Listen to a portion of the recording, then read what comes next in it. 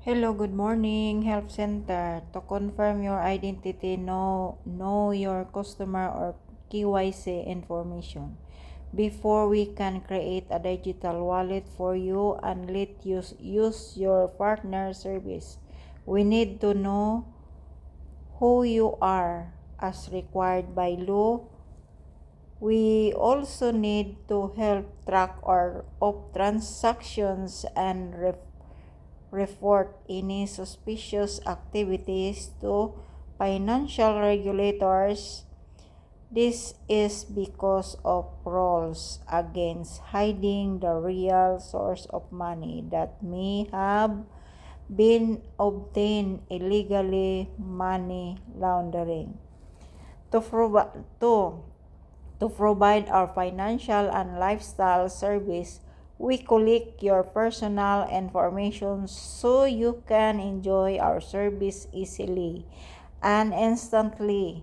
For example, you pay your bills through your GCash app.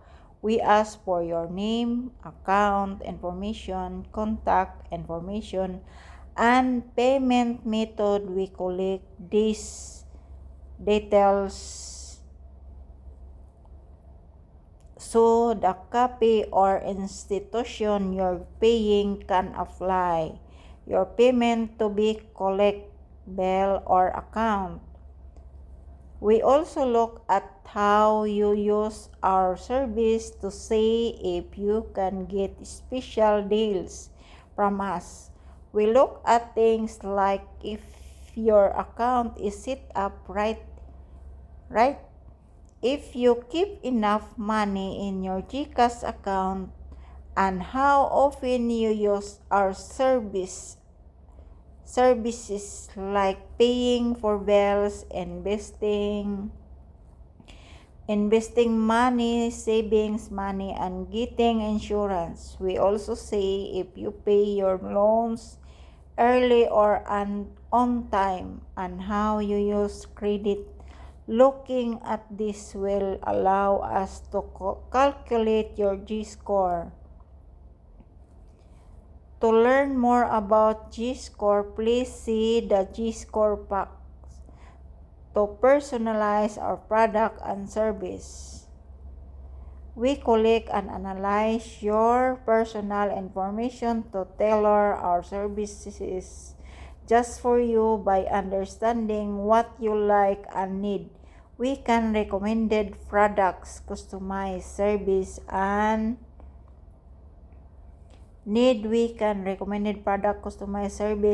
personalized features that makes your experience even better. To carry out product and market research, we may use your personal information to find trends and patterns in the market so we can create new products and improve our service. For example, we offer fair lending, affordable investments, accessible insurance, and other services to promote financial industry. For all Filipinos, we were able to introduce these products because we study your needs to manage risk and prevent potential fraud and crime. We do risk analysis and fraud prevention to protect you, our partners, and our business. For example, to stop someone else from taking over your GCash account, we may collect and look for your facial image, transaction history, and other personal information. To learn more about our double SIP security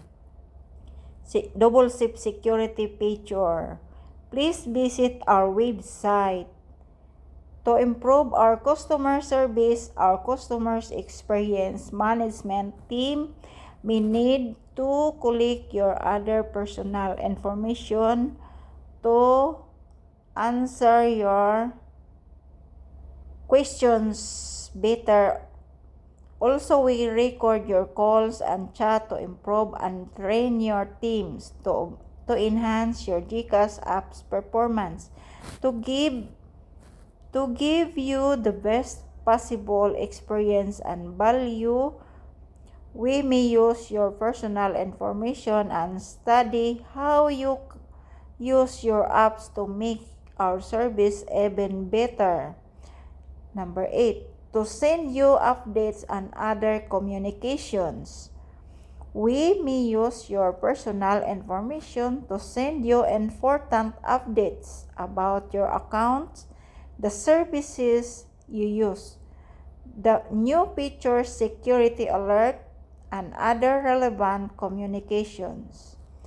Number 9, to advertise relevant services and products. We use your personal information for targeted advertising to show you offers, promotions, and suggestions that match your interest. We also aim to give you personalized advertisements by studying how you use your GCash app, such as transactions, history, usage pattern, and preference.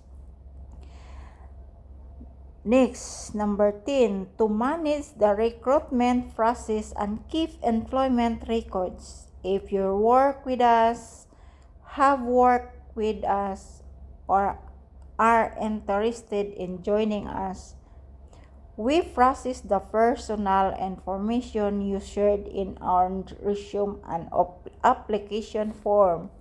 This includes information about your education, test results, job offer, background check, and medical assessments.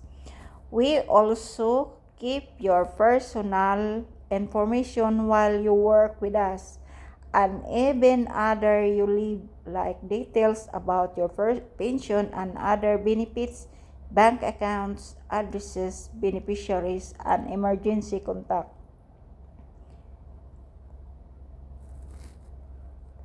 Last but not the least, what types of information do we collect, process, and share? How do we collect your personal information? What does we share your personal information with? GCash action. How do we delete your personal information? Cancel all friend requests. How do we advertise to you? Add friends of friends of friends of friends. How do we keep your information safe and secure? Overview. Do we use automatic decision making process? Yes. Decide, commit, and succeed. What rights do you have regarding your information? Keep it simple. How can you exercise your data privacy rights? Buy, load, pay bills, and send money. And our privacy notice up to date? Yes, every day. GCash sale of registration.